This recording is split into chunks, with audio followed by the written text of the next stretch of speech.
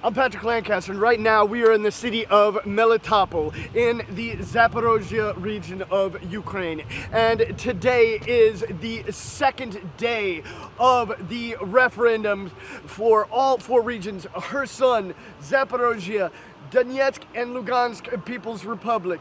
And this second day, the voting continues. We showed you our first location in Kherson yesterday, and today we are showing you the Zaporozhye region. We're gonna take the day as it comes, talk to people, hopefully see some voting. We're told today is similar to Kherson yesterday, where there is going to be special groups that are going to be voting and have already voted. We've came from Kherson this morning, so this is the middle part of the day already. So some of the voting's already taken place, but we're told now there is some house-to-house voting for elderly people and families. But we're going to take it as it comes, talk to some people about what they think about the situation here in this referendum, what the people here want, what the percentage are, who's for Ukraine, who's for Russia, what the people feel. Maybe talk to some governmental authorities here.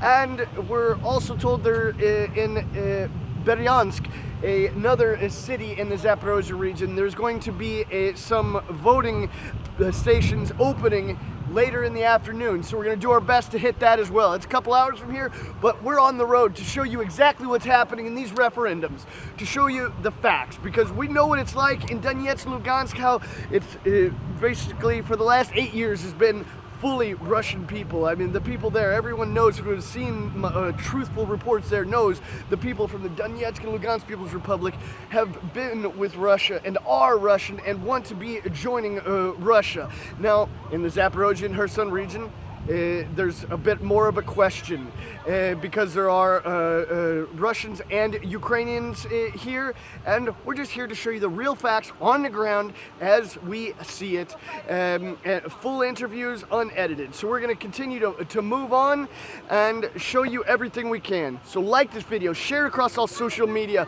and remember, we're totally independent crowdfunded journalists, so you can support our work with the link on the screen or in the description. We've got a lot to come, so stick here with us.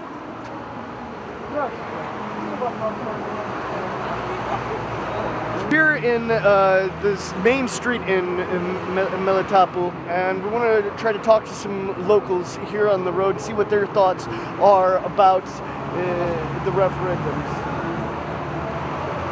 Yes, sir.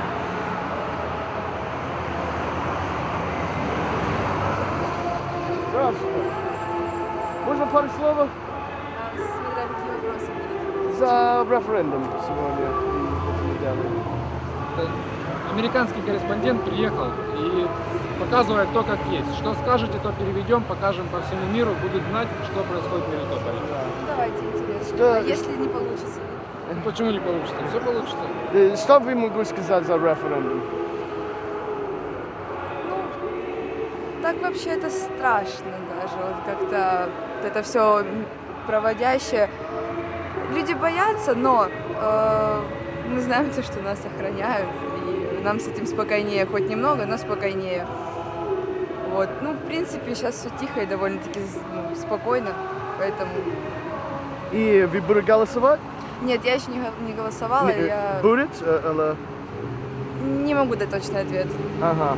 И как вы чувствуете? Сколько процент Запорожья Мелитопол за Россию, сколько за Украину?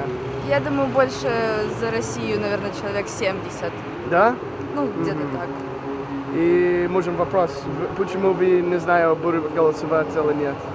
А тут уже более личное, да я Ага. не буду отвечать. Ну и как вы думаете, это референдум будет как честный? Я думаю, да. Да? Потому что это должно когда-то решиться. А тянуть это просто нету ни у людей сил это терпеть, ни в принципе у власти. И я думаю, чем быстрее это, тем лучше. Ага. И как вы думали, вы сказали принципиально 70% за Ну, Россию. плюс-минус, да. Почему они за Россию, не за Украину? А тут уже у каждого личное. Тут я уже за всех людей не могу сказать. И потому что США, Европа, они все сказали, Россия как полный плохо сделать this, и против гражданских, и все это. Ну тут смотрите, тут у людей все мнения расходятся, у каждого человека свое мнение на эту тему. И также за всех людей я сказать не могу. Но вот лично мое мнение, что, конечно, лучше бы всего этого не было. Но опять же, чем быстрее, тем лучше это все наладится и всем будет спокойнее с этим. Ага. Все, так больше, в принципе. Ага, понял. Спасибо. Может, вы хоть... Нет? Ага. Все, мне было приятно с вами. Ага. И как зовут, если... Лия, Лия? Очень приятно. И где мы находимся сейчас? Мелитополь. Да? Площадь, Это как центр, да? да. Ага. Это был Ну, по факту площадь... это главная площадь Мелитополя. Ага. Памятник Тараса Шевченко. Ага. И Ленин был здесь до войны или нет? Не знаю. Не знаю. Не знаю. А, сколько лет вы? Сколько лет? Да. 17. А, 17? 17. Ага, понял. So, когда война началась, вы был 9 лет, да? Да, ага, понял. Well, хорошо. So, we've heard from some of the people here well, one so far here in the center. We'll try to talk to some more and see if we can find any more opinions. And actually, some families coming up here. Maybe we can see if we can get some opinions from them. Not everybody wants to talk. Obviously, it's a war zone, but we can try.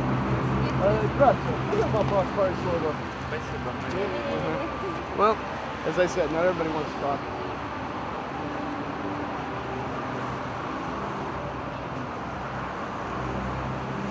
Извините, здравствуйте.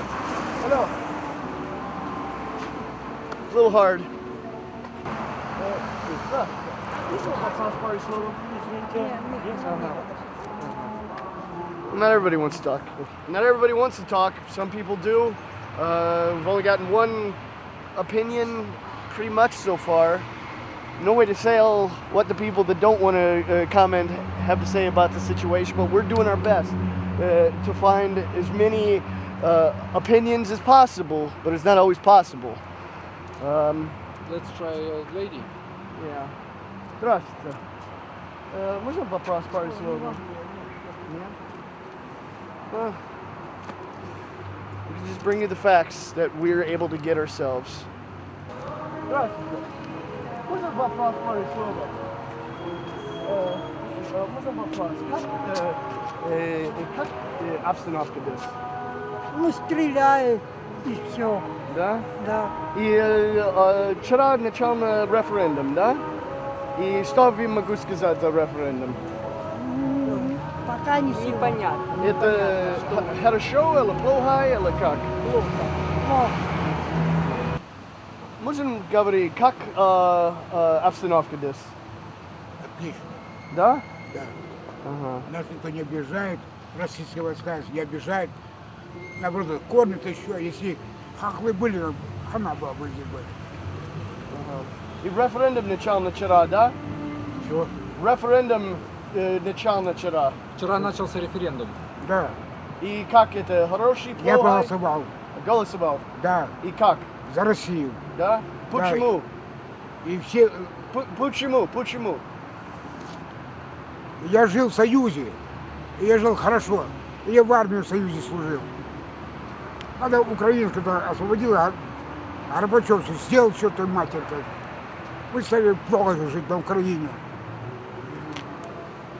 Кравчук, Мунчук, когда не президенты стали. А этот Колосов стал, Зеленский стал, вообще уничтожил нас. И Порошенко уничтожил нас всех. Сколько лет вы? Чего? Сколько вам лет? 63.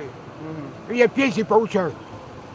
3800. Я ему прожить. За квартиру не заплатил, ничего не могу платить.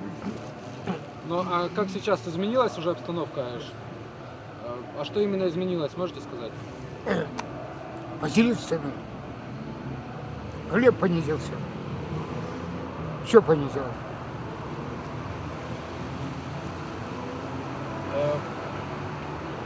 Как вы думаете, в Мелитополе какой процент соотношения людей, кто за Россию и... За Россию все. Все за Россию. Спасибо И вам. как это возможно? Может, есть которые за Украину тоже? Чего не врать? Может, про украинских вы не знаете?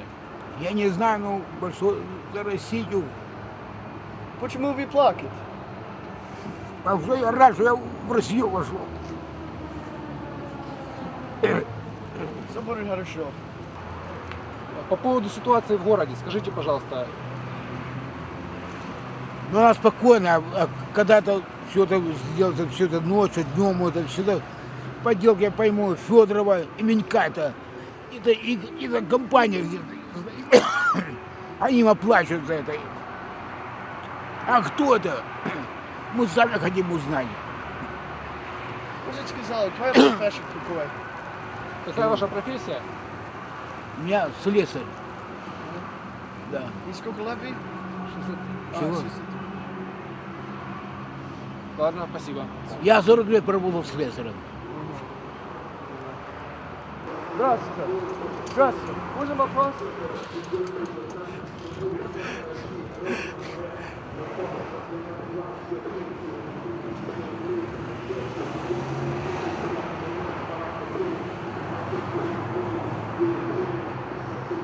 Здравствуйте.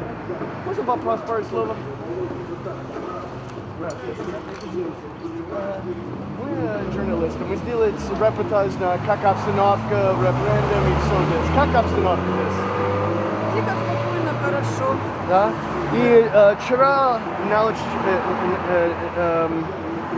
референдум наличевали, да? Вчера начался референдум. Да.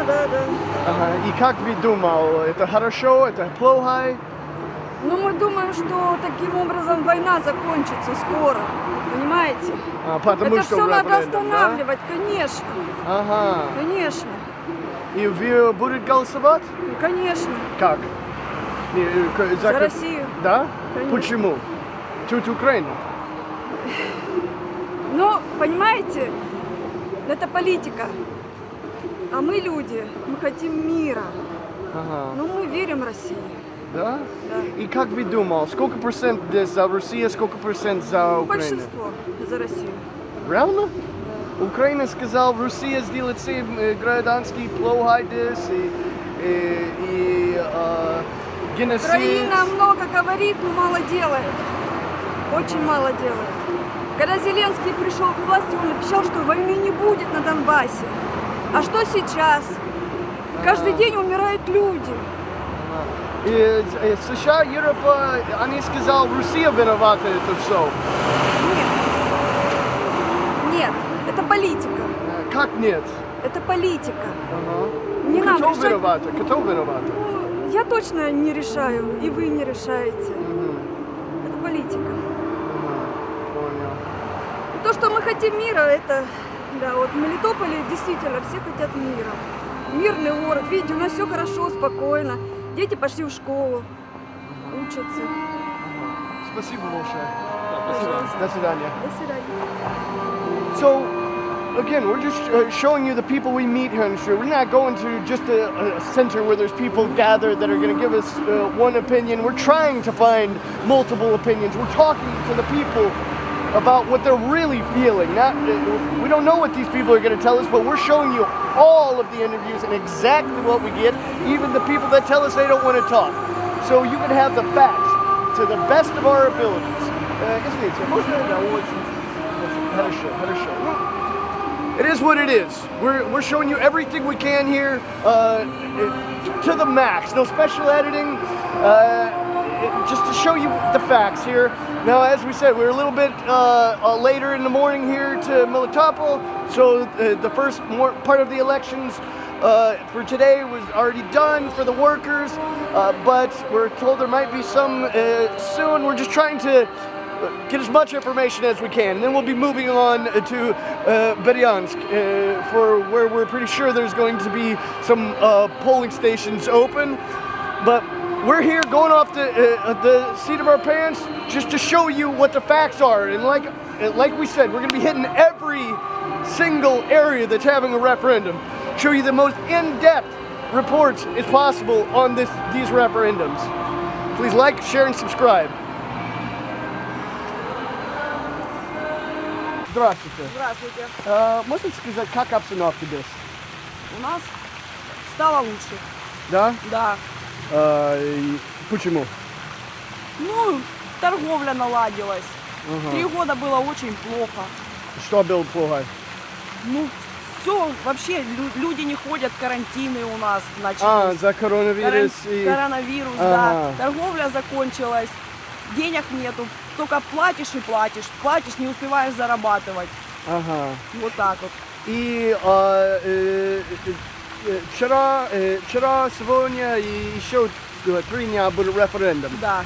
Как вы чувствуете за это? Отлично, я буду голосовать И как будет за голосовать? Россию. Почему? Потому что мне сейчас больше нравится стало жить.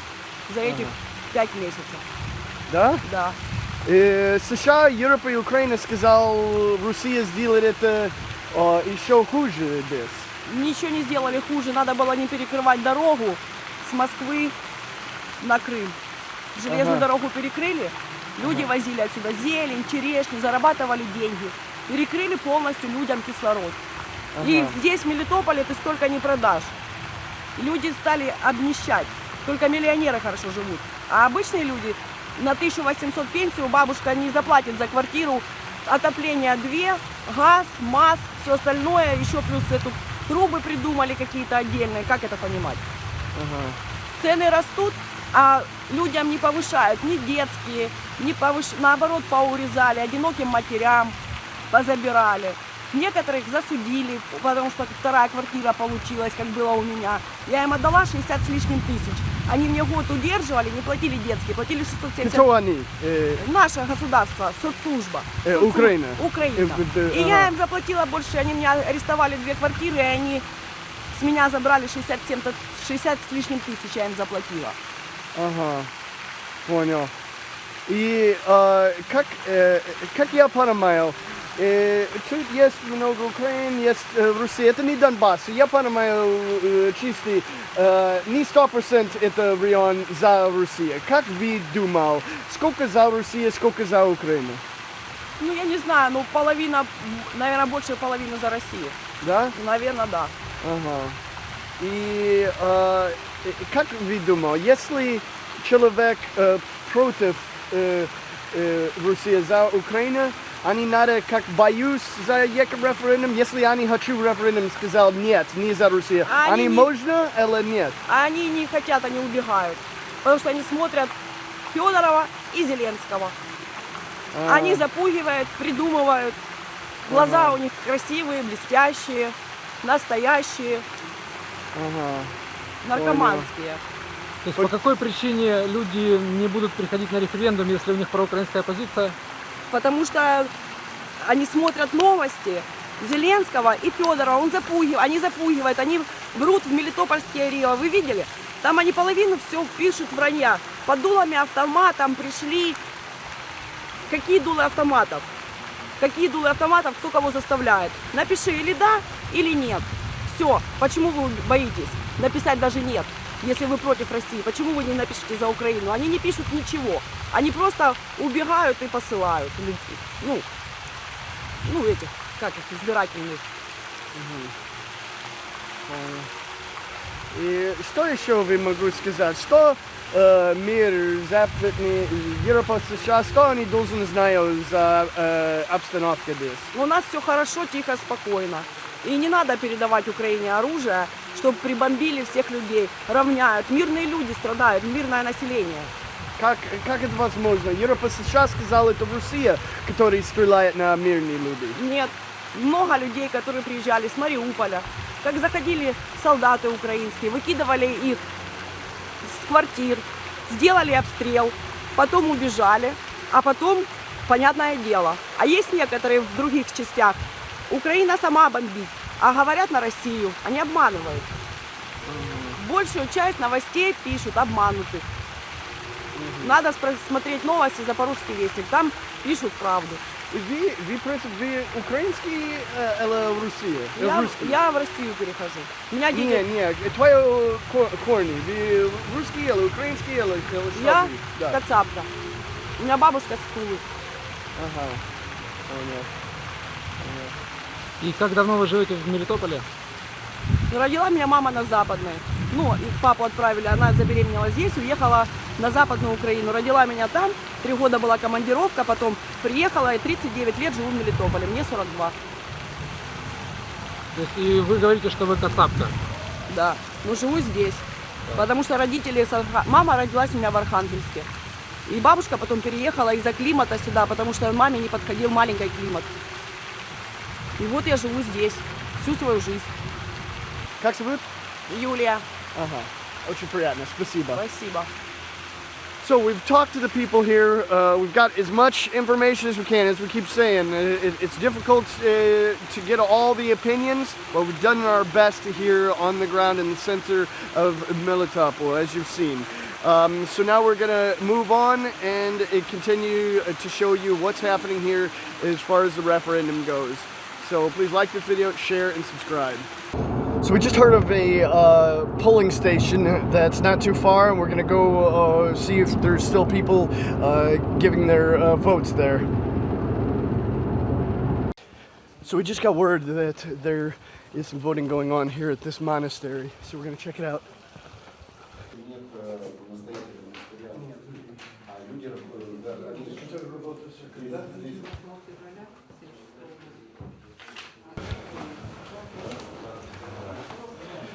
All right, so right now we've come to the understanding that the people that are casting their votes here are workers here at the church and the surrounding churches, and basically people in service of the church here in this area.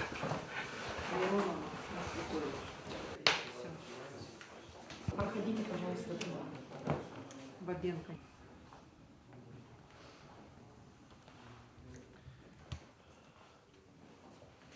Он может сказать, как обстановка здесь? Хорошая, Да? да. Где мы находимся? Что? Где мы находимся? Где мы находимся сейчас? Мы находимся в город Мелитополь, Запорожская область. Не хочется эту Украину. И что произошло здесь сейчас? Сейчас происходит референдум, голосование за вход в состав России. Выход с Украины за вход в состав России. Ага. И как вы думали, это хороший, плохой? Что? Ну, референдум этот к лучшему или как вы видите будущее? К чему это? Это хороший или плохой? Вы знаете, это очень хорошо. Не знаю, как люди другие относятся, но у нас в монастыре к этому относятся очень хорошо.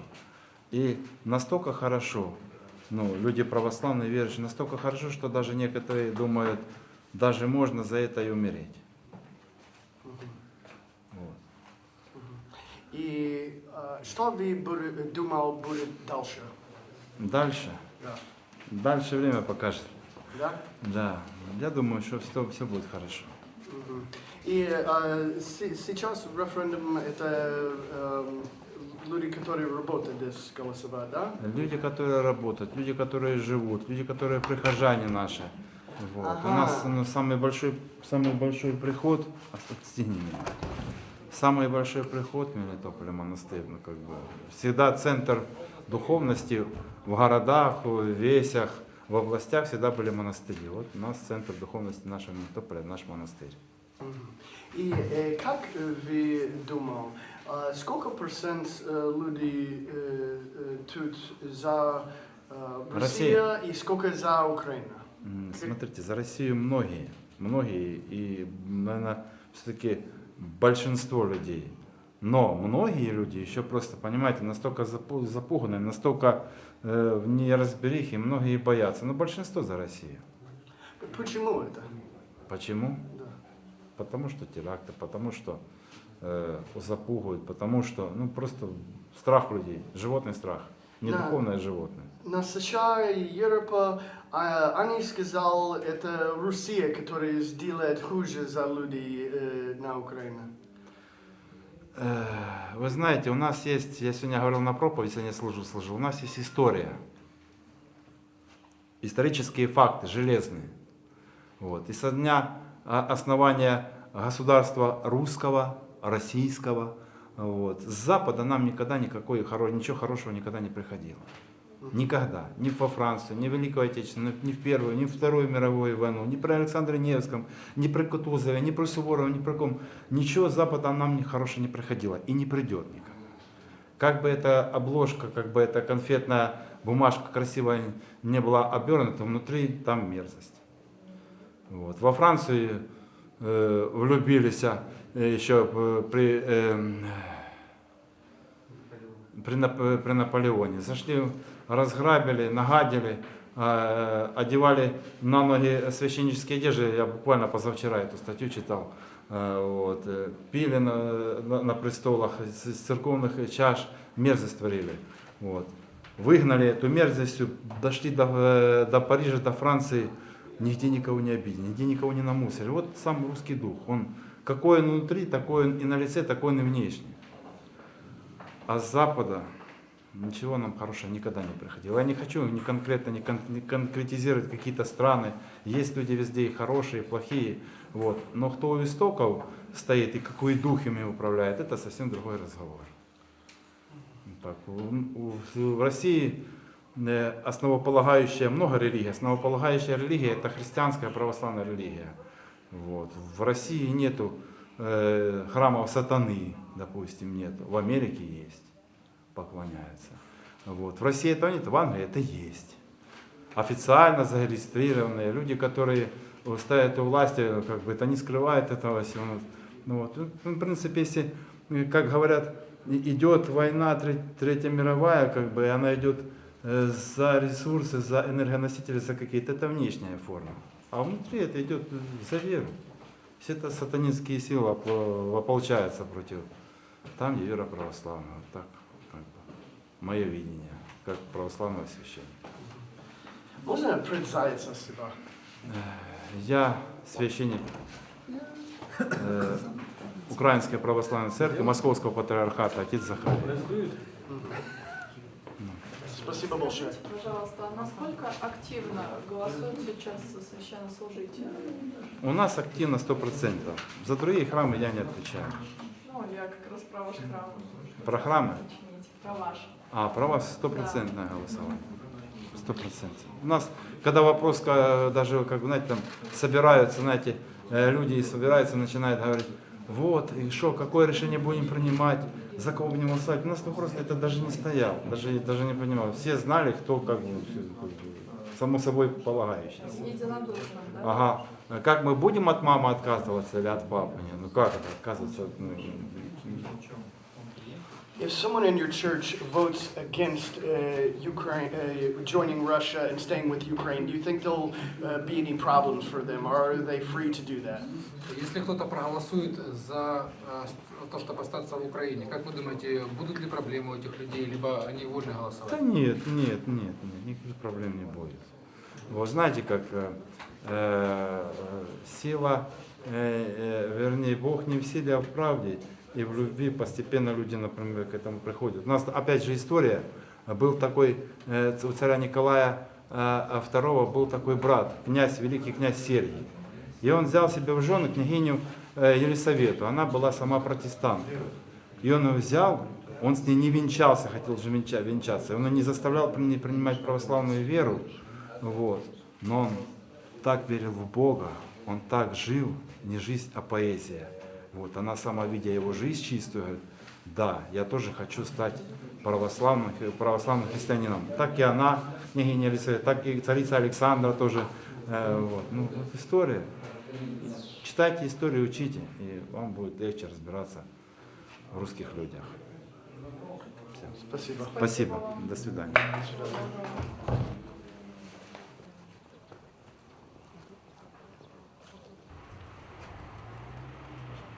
Okay, go. If you're ready. My name is Stefan Schaller. I'm coming from Germany here as a supervisor of the elections. Меня зовут Стефан Шалер, я из Германии, и здесь я приехал в качестве международного наблюдателя за выборами. I do this private without any company and I take holidays for this journey. Я делаю это как частное лицо, я не представляю никакую компанию, я специально взял отпуск и приехал сюда в свое свободное время. Now it happened in Germany that the medias and politicians make a lot of pressure on my chiefs and on my company, and there's absolutely no reason for this because it's private when I'm here. Сейчас СМИ в Германии и политики оказывают значительное давление на мое руководство и на мою компанию. И это совершенно несправедливо и неправильно, потому что я здесь нахожусь исключительно как частное лицо. And it's important for me to say I'm not here to evaluate or to judge about things what happened here. My task is to look of the election and if it's done right and if the procedures are followed. And that's all. I'm not a politician and I don't want to judge politics. That's a task of the politicians. I just want to look for this election. И очень важно отметить, что моя задача здесь не оценивать какие-либо действия, не выражать мою политическую позицию, а просто наблюдать за процедурой выборов, за процедурой проведения референдума и просто говорить, соблюдаются ли все правила или нет. Я не политик, пусть этим занимаются политиками. Я здесь просто, чтобы проконтролировать процедуру. Thanks. Спасибо. We will see what happened. I have the order to come back as home as possible, as fast as possible, and then I will see what happened and what my chiefs decided to do. Посмотрим, я вернусь домой, и тогда я узнаю, что же происходит более детально и что решило сделать мое начальство.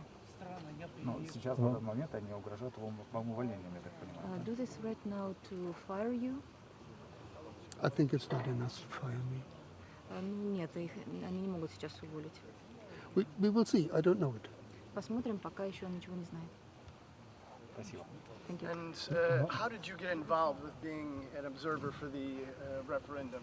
I Who was- asked you to come here? The Russian government asked me. I was at the elections for Duma, and they invited me again. Я получил приглашение быть наблюдателем от российского правительства. Я уже участвовал в качестве наблюдателя за выборами в Государственную Думу, и меня снова пригласили. Thanks. Спасибо. One other question. Can you tell us what have you observed while you're here with the referendum? Has there been any problems you've seen or any good things you've seen? We have only seen little part of all. But what I have seen is there's no pressure, and they can vote secretly. They can make the cross wherever they want. And what I not expect is that a lot of people want to vote. That they are standing in a line and waiting. I have not seen the people who don't want to vote. That is unknown for me. But what I have seen is there are people who want to vote. And are you only observing here in Zaporozhye, or are you going to the other regions We as well? also we go to other regions. In Kherson, Donetsk, Lugansk. And are you the only foreigner here, or are there others? No. They are from Venezuela, from other South America is in this group. And just again, is there anything that you think could be worked on more to be more of a positive, or there's something that needs to be worked on as far as the referendum? Any downsides you see? I've not seen, but I've only seen little part. Okay. Okay. All right. Thank you very much, sir. So So what do you think? Well, it's kind of surprised to see an international observer here. As he said, he's a private person, not part of an organization. But it's nice to see another foreigner here looking at the situation. So I think now it's time to move on to Bryansk and see some of the voting there. So we're going to head that way. It's about a 2-hour drive, so we'll see you on the flip side.